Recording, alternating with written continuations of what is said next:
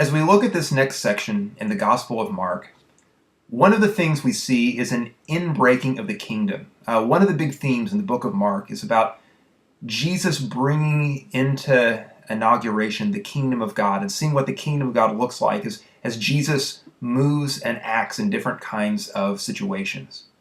Now, one of the questions that comes up in this first chapter of Mark that many people have questions about, and it's something that reoccurs at several other points in Mark's gospel, is this: why is Jesus so secretive about who he is? Right? So in Mark 1, there's a scene where there are demons, and Jesus is rebuking the demons, and the demons start talking about him being the Son of God, and Jesus silences them. And this will often happen if Jesus not wanting people to say too much about who he is. Why the secrecy?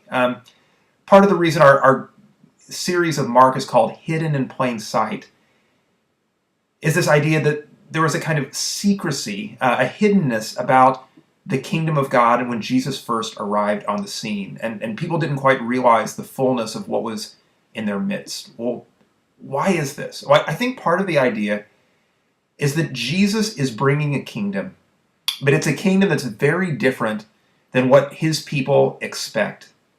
They're expecting a Messiah who's going to come in and defeat the Romans and restore a Jewish political kingdom. And that's not the sort of kingdom that he was ushering in. And so for people to start going around saying the Messiah is here, the Messiah is here, would immediately for them have brought all kinds of ideas about what Jesus was doing that weren't what Jesus was actually trying to do.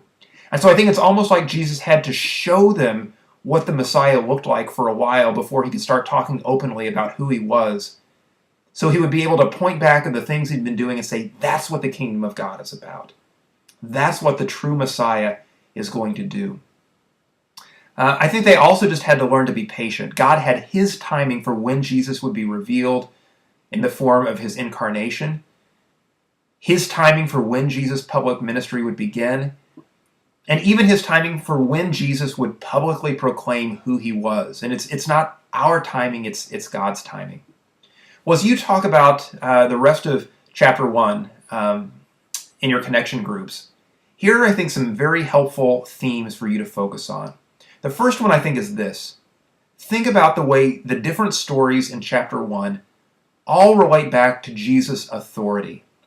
You know, Jesus comes up to Andrew and Peter and James and John, and as he sees them, he doesn't beg or plead to them. He commands them, come follow me. Drop everything.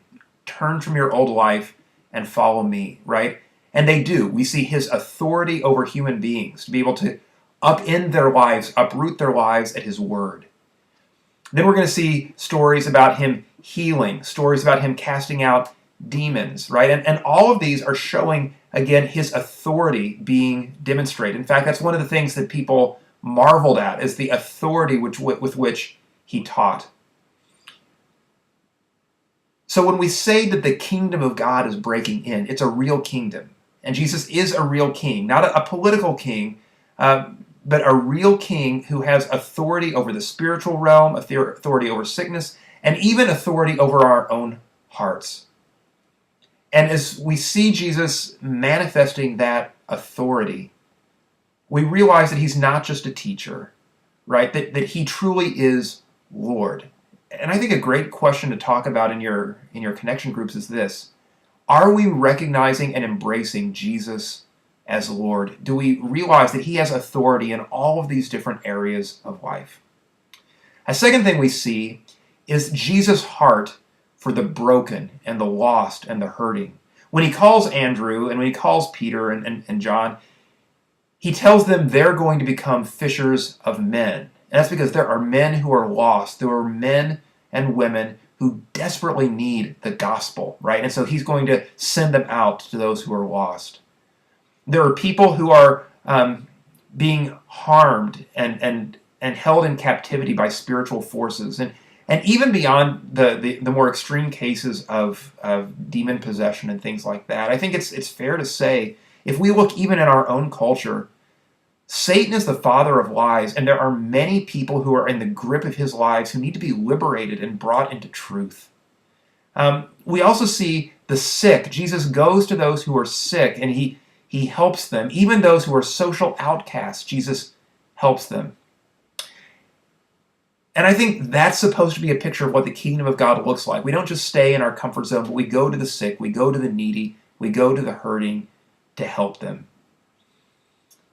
And then the third topic I think we should think about is, as we see these little first glimpses of what the kingdom of God is like in Jesus' ministry, I think that's supposed to be fueling our anticipation. At first, the kingdom was hidden in plain sight. People didn't necessarily even realize the significance of what they were seeing. But the kingdom of God is like a seed that starts small and it grows big. And in the first fruits we see of Jesus' ministry, we're already supposed to be looking farther down the road to anticipate what the fullness of the kingdom of God is going to look like when Jesus comes back and the earth is set right and we delight in him reigning fully as king. And I think our hearts need to be filled with hope and anticipation for when that day comes. And it's good in our connection groups to talk about that as well.